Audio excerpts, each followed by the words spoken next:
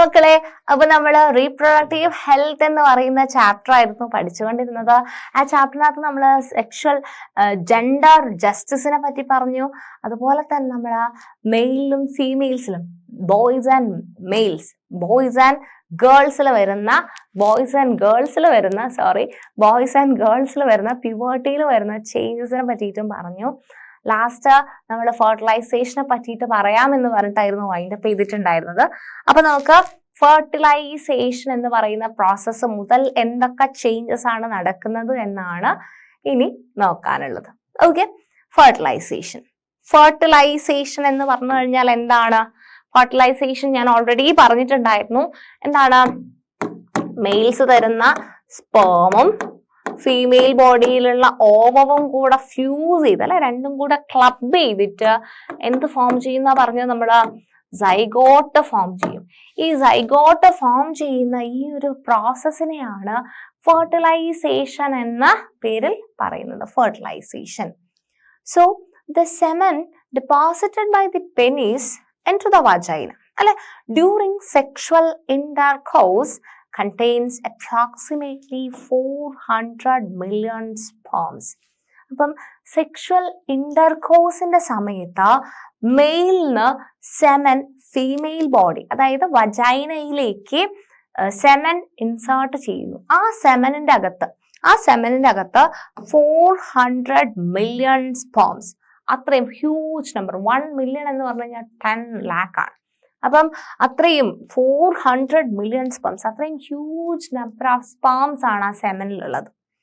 And from the vagina they move to the uterus through the cervix. അല്ലെ, miss ഒരു picture വരച്ച് കാണിച്ചു തന്നിട്ടുണ്ടായിരുന്നു അല്ലേ? സർവിക്സ് എന്ന യൂട്രസ് വഴി ഇങ്ങോട്ടേക്ക് ഒരു കുഴലിലേക്ക് ഭാഗത്തിലേക്ക് വരുന്ന പോലെ മിസ് പിക്ചർ വരച്ച് കാണിച്ചു തന്നിട്ടുണ്ടായിരുന്നു അല്ലേ? Sperms move with the help of their tails at the speed of about 1.5 millimeter per minute. അപ്പൊ സ്പേം എന്ത് ചെയ്യുന്നു പറഞ്ഞു? ഞാൻ തന്നെ മൂവ് ചെയ്യുന്നു പറഞ്ഞു അല്ലെ. Sperms move with the help of their tales. അതിന് വാലുകളുണ്ട്. എനർജി യൂസ് ചെയ്തിട്ട് സ്പേം ഒറ്റയ്ക്ക് മൂവ് ചെയ്ത് വരും. പക്ഷെ സ്പേം മോട്ടൈലാണ്, പക്ഷെ ഓവത്തിന് മോട്ടിലിറ്റി ഇല്ല. അപ്പൊ സ്പേം മൂവ് ചെയ്യും 1.5 millimeter per minute. ഒരു മിനിറ്റില് 1.5 millimeter വെച്ചിട്ടാണ് സ്പേം ഇങ്ങനെ മെല്ലെ മൂവ് ചെയ്ത് വരുന്നത്.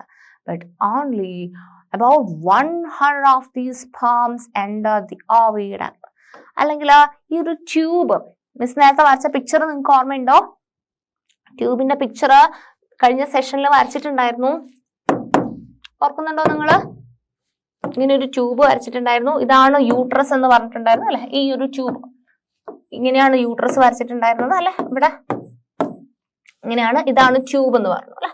ഇവിടെ ഓവറി ഉണ്ടെന്ന് പറഞ്ഞു, ഇവിടെയും ട്യൂബ് ഉണ്ട്, ഇവിടെ ഓവറി ഉണ്ടെന്ന് പറഞ്ഞു. ഇതിനകത്ത് എന്താണ്? ഓൺലി ഇവിടത്തെ വഴി, ഈ വജൈന വഴി, സാവിക്സ് വഴി ഇങ്ങനെ സ്പേം ഇങ്ങോട്ടേക്ക് എന്താണ് 1.5 millimeter per minute അല്ലെ. ഒരു മിനിറ്റിൽ 1.5 millimeter വെച്ചിട്ട് സ്പേംസ് കടക്കുന്നുണ്ട്. ഈ സ്പേംസ് കടക്കുന്നുണ്ടെങ്കിൽ അതിനകത്ത് 400 million sperms ഡെപ്പോസിറ്റ് ചെയ്തതിനകത്ത് നിന്ന് 100 അല്ലെ, വെറും 100 സ്പേം മാത്രമാണ് ഈ ഒരു ഫലോപ്പിയൻ ട്യൂബ്. ഈ ട്യൂബിനെ പറയുന്ന പേരെന്താ? പേര് പഠിച്ചോ നിങ്ങള്? ഫലോപ്പിയൻ ട്യൂബ് എന്നാണ് ഈ ട്യൂബിനെ പറയുക. ഒരു പെയർ ഓഫ് ഫലോപ്പിയൻ ട്യൂബ് ഉണ്ട് നമുക്ക്. ഹ്യൂമൻ ഫീമെയിൽസിന് ഒരു പെയർ ഉണ്ട് അല്ലെ. ഒരു ട്യൂബ് ഇവിടെയുണ്ട്, ഒരു ട്യൂബ് ഇവിടെയുണ്ട്. ഒരു പെയർ ഓഫ് ഫലോപ്പിയൻ ട്യൂബ് ഉണ്ട്. ഈ ഫലോപ്പിയൻ ട്യൂബിലേക്ക് 100 സ്പേംസ് മാത്രമാണ് എൻ്റർ ചെയ്യുന്നത്. Others get disintegrated. ബാക്കി നശിച്ചു പോകും. ഈ 100 എണ്ണം എൻ്റർ ചെയ്ത് കഴിഞ്ഞാൽ 100 സ്പേമും 100 എണ്ണമായിട്ട് ഫെർട്ടിലൈസേഷൻ നടക്കുകയോ ഫ്യൂഷൻ നടക്കുകയോ ഒറ്റ സ്പേമേ ഓവവുമായിട്ട് ഫ്യൂഷൻ ചെയ്യുള്ളൂ. നമ്മള് 400 million അല്ല, എത്ര മില്യൺ സ്പേംസ് സെമനിൽ ഉണ്ടെന്ന് പറഞ്ഞു കഴിഞ്ഞാലും ഒരൊറ്റ സ്പേം മാത്രമാണ് ഓവവുമായിട്ട് ഫ്യൂസ് ചെയ്യുന്നത്. ഓക്കെ, സോ ഈ ട്യൂബിനെ പറയുന്ന പേര് നിങ്ങൾ ഓർത്ത് വെക്കുക, ഫലോപ്പിയൻ ട്യൂബ് എന്നാണ്. ബാക്കി എല്ലാം എന്തായി പോവും? ഡിസിൻറ്റഗ്രേറ്റഡ് ആയി പോവും. And it can survive up to 72 hours after ovulation.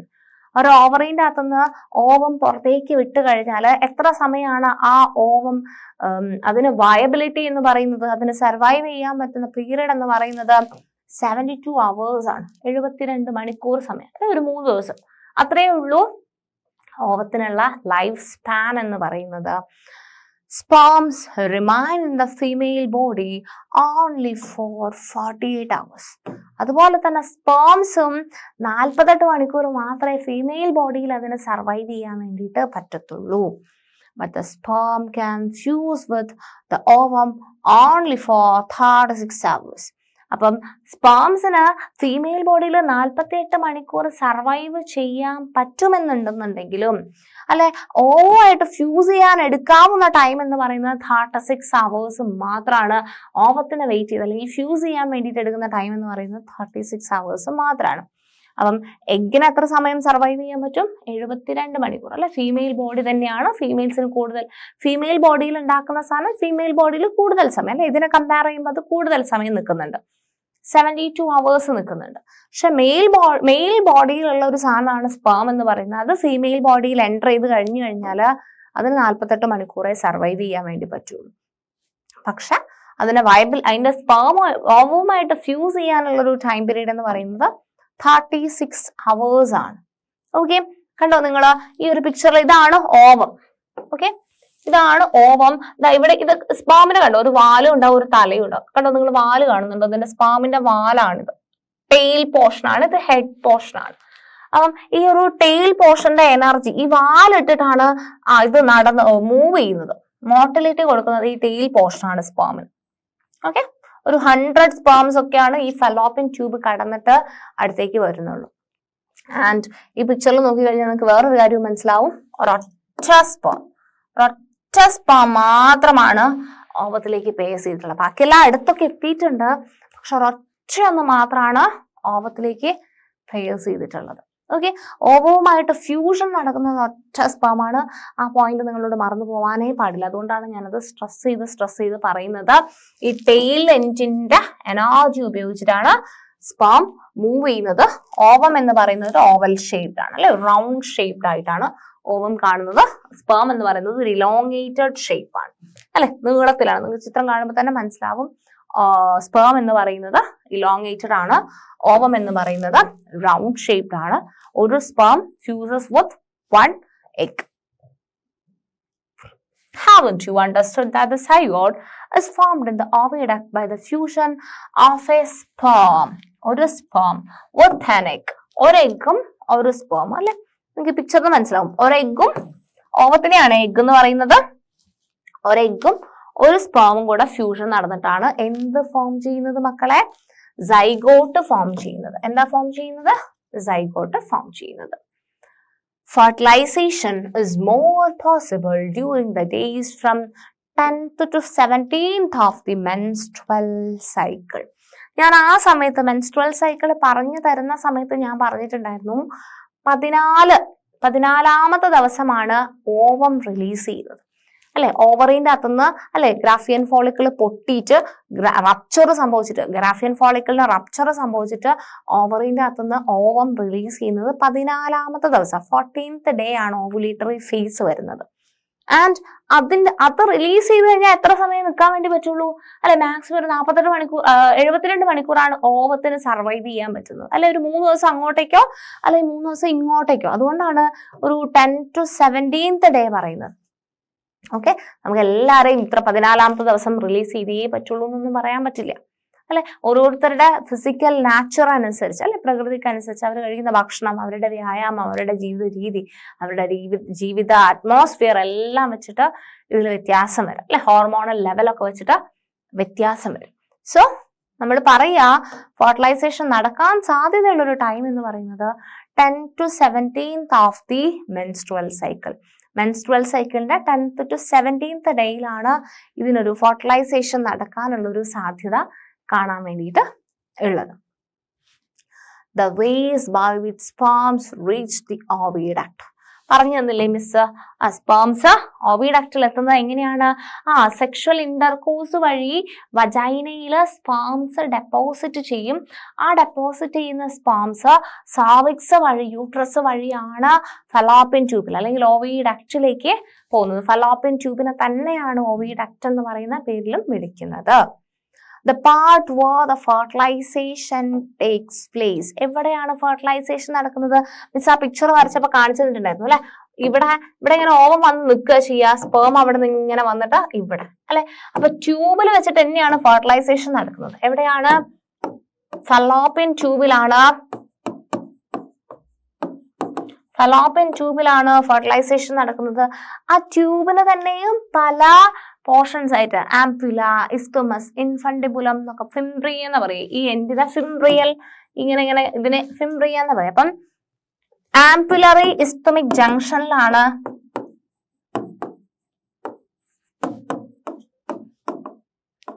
Fertilisation നടക്കുന്നത്, അല്ലെങ്കിൽ ആംപുല എന്ന് പറയാം.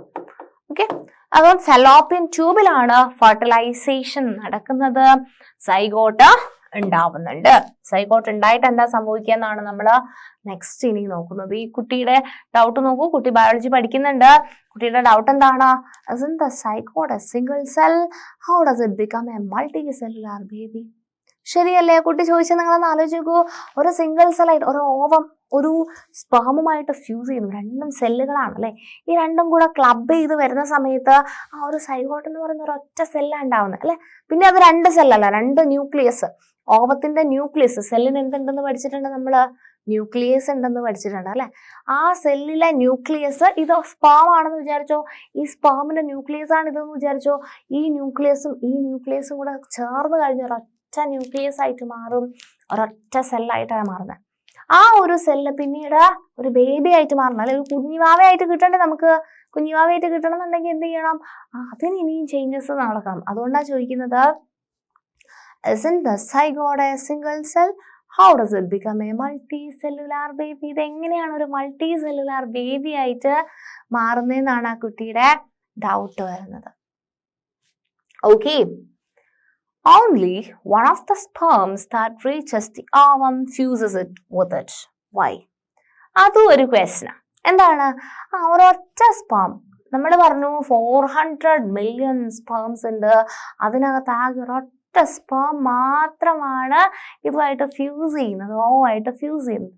എന്താ ബാക്കി 400-ൽ ബാക്കിയുള്ള മില്യൺ സ്പേംസിനൊക്കെ എന്ത് പറ്റി? ഒക്കെ ഡിസിൻറ്റഗ്രേറ്റഡ് ആയിപ്പോയി.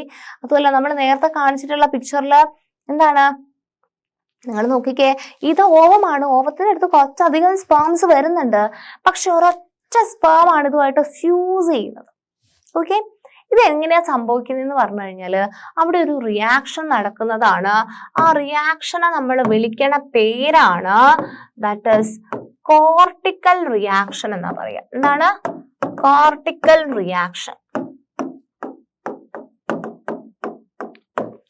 Cortical reaction. എന്താ കോർട്ടിക്കൽ റിയാക്ഷൻ എന്ന് പറഞ്ഞു കഴിഞ്ഞാൽ, ഈ ഒരു സ്പേം, ഫസ്റ്റ് വരുന്ന ഒരു സ്പേം ഇതിന്റെ മെംബ്രെയിൻ പെനിട്രേറ്റ് ചെയ്ത് കഴിഞ്ഞാൽ ഇവിടെ കുറച്ച് റിയാക്ഷൻ നടക്കും. ഈ ഓവത്തിന് കുറച്ച് ലെയേഴ്സ് ഉണ്ട്. സോണ പെലൂസിഡ, കൊറോണ റേഡിയേറ്റ എന്നൊക്കെ പറഞ്ഞിട്ട് കുറച്ച് ലെയേഴ്സ്, ഇങ്ങനെ കുറച്ച് ലെയേഴ്സ് ഉണ്ട് ഇതിന്റെ മുമ്പിൽ, ഓവത്തിന്റെ മുമ്പിലായിട്ട്.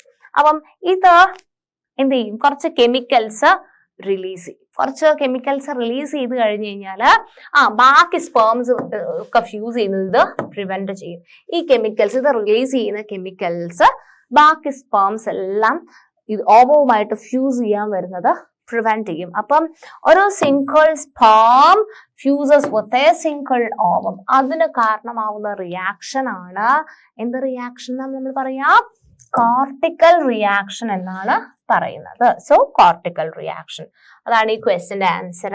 Only one of the sperms that reaches the ovum fuses with it. Why? എന്തുകൊണ്ടാണ്? അവിടെ കോർട്ടിക്കൽ റിയാക്ഷൻസ് നടക്കുന്നത് കൊണ്ടാണ്. കോർട്ടിക്കൽ റിയാക്ഷൻസ് ബാക്കി സ്പേംസിനെ ഓവവുമായിട്ട്, വൺസ് ഒരു സ്പേം ഓവവുമായിട്ട് ഫ്യൂസ് ചെയ്ത് കഴിഞ്ഞാൽ ബാക്കി സ്പേംസ് ഓവവുമായിട്ട് ഫ്യൂസ് ചെയ്യുന്നതിനെ പ്രിവെന്റ് ചെയ്യുന്ന റിയാക്ഷൻ ആണ് കോർട്ടിക്കൽ റിയാക്ഷൻസ് എന്ന് പറയുന്നത്. What are the changes that happen to the zygote?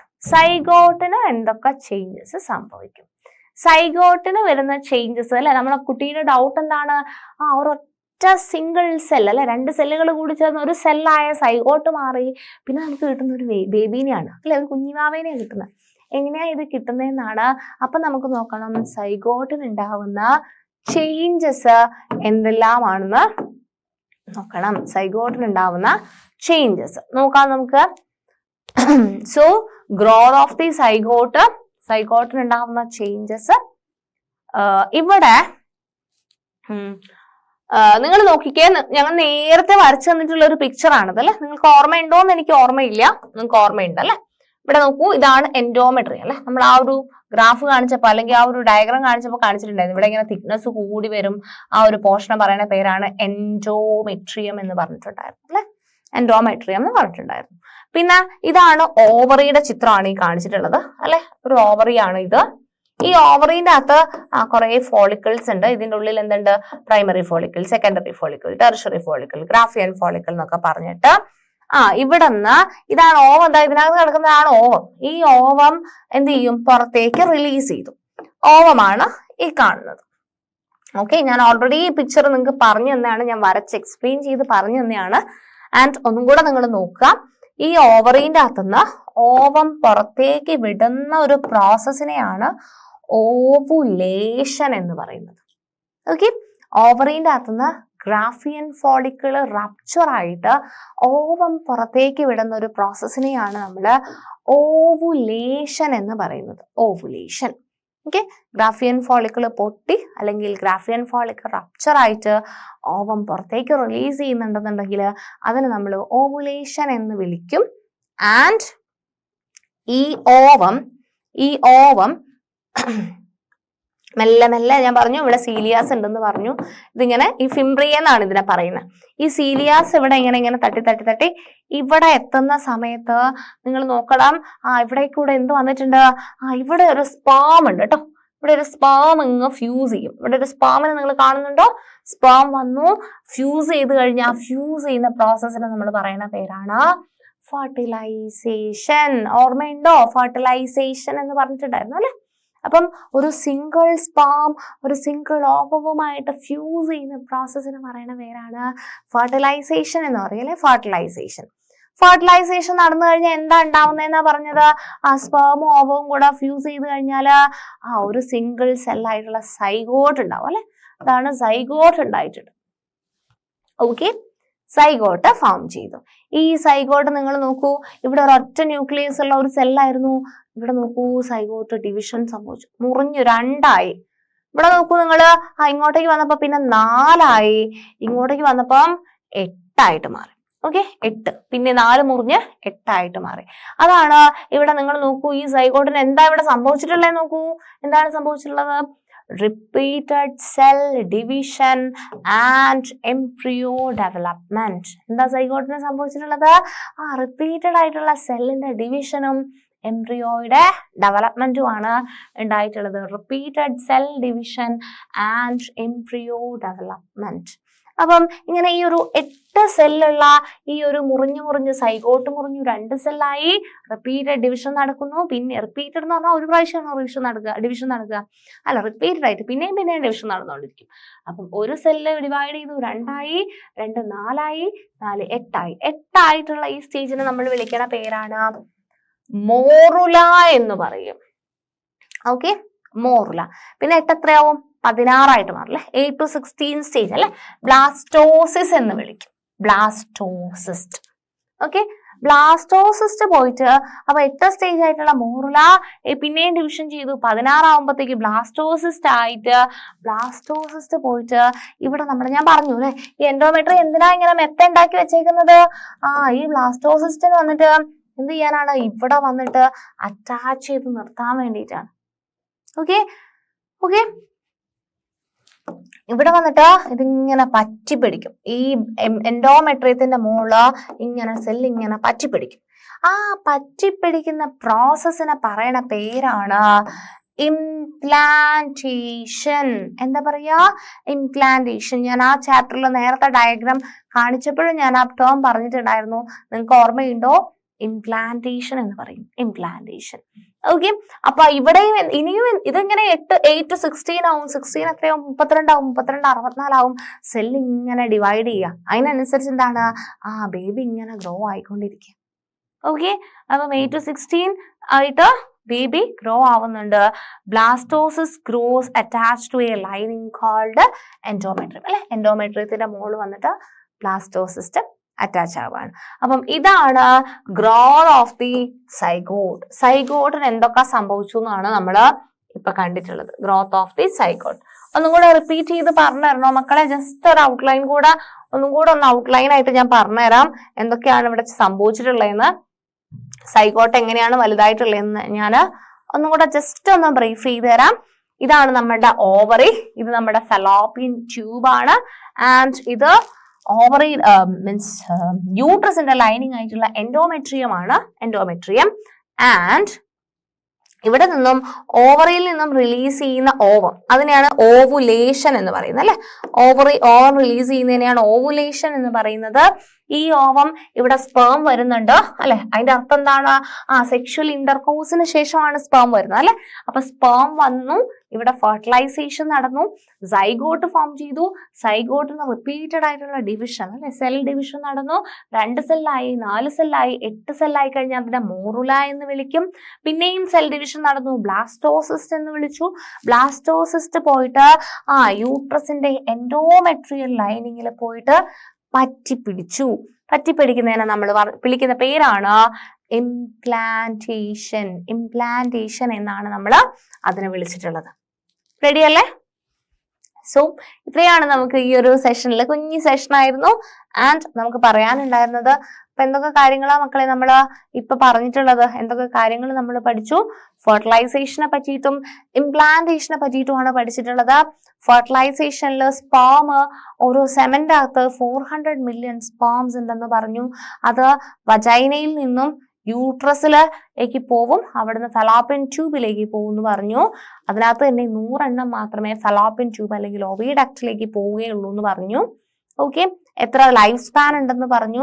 ഒരു സ്പേം ഒരു എഗ്ഗുമായിട്ട് ഫെർട്ടിലൈസ് ചെയ്യുമെന്ന് പറഞ്ഞു.